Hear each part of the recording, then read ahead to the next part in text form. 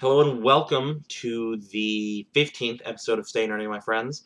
In today's episode, we are going to talk about publication bias, which is really important but not that entertaining, and a scientific explanation of zombies, which is not that important but is really fracking entertaining. So, first of all, publication bias, because it's really important. What that is when a journal or magazine only publishes positive results to medical trials or any other sort of experiment or trials because it makes for better reading, and that causes a lot of problems when it comes to all of us. So the example I'm going to use is a drug for depression. Let's call it Drug X. Um, Drug X goes through 4 different trials from 4 different labs. This lab gets positive results, and it shows that it's better at treating depression than the sugar pill. This one shows that it's as good at treating depression as a sugar pill, and these two show that pill X is complete crap, and that it actually makes your depression worse than a sugar pill. Well, if all 4 of those trials try to go and get these results published, the ones that are going to be published, in all likelihood, are the positive one and maybe the one that is inconclusive, because nobody wants to read about negative results. So what happens is, let's say for the sake of argument, that the positive results and the inconclusive results get published. So now you go into your psychiatrist's office for depression, and he's tried everything.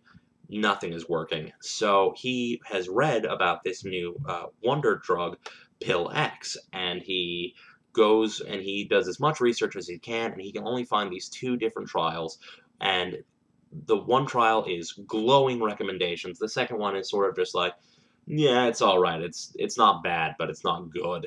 So then he's like, okay, well, I mean, the worst case scenario, it just doesn't do anything, so let's prescribe it. Well, then you take pill X, and now your depression gets worse, as statistics show it's going to. And the whole reason why that happens is because your doctor didn't have all the information he needed before he made a decision for you, and you couldn't have even done the research yourself because the information wasn't there. So that's why publication bias it's so important that we get rid of it, because it's terrible. And I mean, this kind of stuff happens all the time. Like, you think that it's just an example, but it happens all the time. Like, it happens with cancer treatments. It's awful. So to give you a real world example of this, let's say the Yelp.com, the restaurant review guide, let's say that it posts restaurants are allowed to go in and change reviews. So it's allowed to delete any reviews that it wants. So then you go on Yelp, and of course the restaurants have gone in and deleted all of its negative results. So you go in and you look up a review for this restaurant, and it's really cheap, which of course it is because it's crappy food, and all you see is that it's cheap food and it has nothing but good reviews. So you're like, yeah, I'm going to go there. And you go there, the food sucks, the service sucks, and in fact, you get sick from food poisoning because the food wasn't prepared right. And all because you went on Yelp.com and you didn't have all the information you needed to make an informed choice. That is terrible, and that's exactly what publication bias is. So the reason I'm talking about it is because there's a petition going around, and I'll put a link in the description if you want to sign it. And what that is trying to do is it's trying to get all trials, positive, inconclusive, negative, any trial that's been made, it is trying to find a way, it's trying to get all of them published. That way you're in a centralized location, that way your doctor can just go, okay, pill X, okay, positive, negative, negative, inconclusive. Yeah, that's a crappy pill. I'm not going to prescribe it to my patient, and so it's better for you in the long run. But I'm not going to tell you to sign it. But if you want to sign it and you want to make a difference, just click on the link in the description. It's so easy. I signed it, and it took a minute and 25 seconds, maybe, if that. I mean, it's really important. So now that we're through the important stuff and the serious stuff, let's talk about zombies. The theory of zombies originated in Haiti, and they thought that these guys named Bokors, which are like sorcerers, no joke, that's what they are. They thought that they can bring these people back from the dead, and there's actually one confirmed case of this happening. And then this ethnobotanist and anthropologist dude went down to Haiti and he tried to confirm this. What he found was that these Bokors were giving these people this powder that basically, among other things, including human remains and ground up glass, it also had pufferfish in it. And pufferfish are notorious for having this really powerful neurotoxin known as tetrodotoxin, which causes paralysis in small doses and death in large doses. And they found that that's what was causing that's what caused this confirmed case of zombieism. So don't believe everything you hear. I had somebody yelling at me because they were from Haiti and they believed in zombies, and they said that I was an idiot for not believing in it.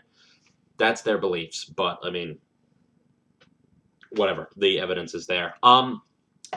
So now we're going to talk about, before we go, we're going to talk about how zombies move. And there are two different fields of thought. There's one field of thought where people go into a primal state and they like sprint and they're running, or, you know, just like a normal person can run.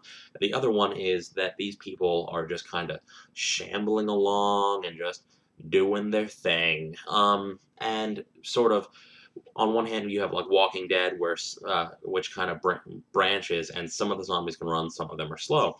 And the main reason for that, for both of those types of movement, and how when they're really fast but then move to being slow, that's caused by a combination of decay and rigor mortis. So as the zombie has been dead longer, the slower they move. So when someone is freshly turned into a zombie, they can run, they can do whatever they want, but as rigor mortis and decay sets in, they slow down. That's the most common explanation, and that's even the ones where they're only moving slow. That's still the explanation, is because they're dead and they're decayed and they're slow. One more thing that I want to talk about is sort of something that I saw in the World War Z trailer, which is where these zombies were like building a pyramid out of themselves to reach this the people on the ledge. And that showed, like, a lot of people were asking me if that meant that the zombies were going to be intelligent, and not necessarily. I've done a lot of research into this because I was really curious about it myself, and a zombie neuroscientist, yeah, that's a real field of study. They were talking about it, and they were also, I forget what they were, but what that shows is just a sort of hive intelligence, kind of. It's sort of a monkey see, monkey do. All that you need for that to happen is for one zombie to get on another one's back to try to reach the higher people, and then all of them will start to do that. And it's sort of like ants. Ants aren't particularly smart or intelligent, but when there's a lot of them, they sort of get this whole mob mentality going, and that's what makes that happen. The only way, I personally don't think that zombies are possible. The only way that zombies could theoretically happen is through something that's known as prions, which is sort of like a virus in your brain, kind of. And it does make you lethargic. It doesn't make you hyper angry or super hungry or anything like that. So that's the only thing that can happen. Mad cow disease, that was caused by a prion. We didn't have any cows running around, you know, infecting other cows and whatnot. Yeah, it's really complicated. But personally, I don't believe zombies are real. So anyway, to wrap up, like this video, subscribe to the channel. My last episode about the Higgs boson particle got a lot of views and a lot of new subscribers. I love that. Any of you that are new subscribers, share this video with your friends, share them with everyone. I want all of you to just share this video with everyone, because, I mean, it's really important, and it's also kind of interesting. The two separate sides are important and then interesting. So, other than that, stay nerdy, my friends.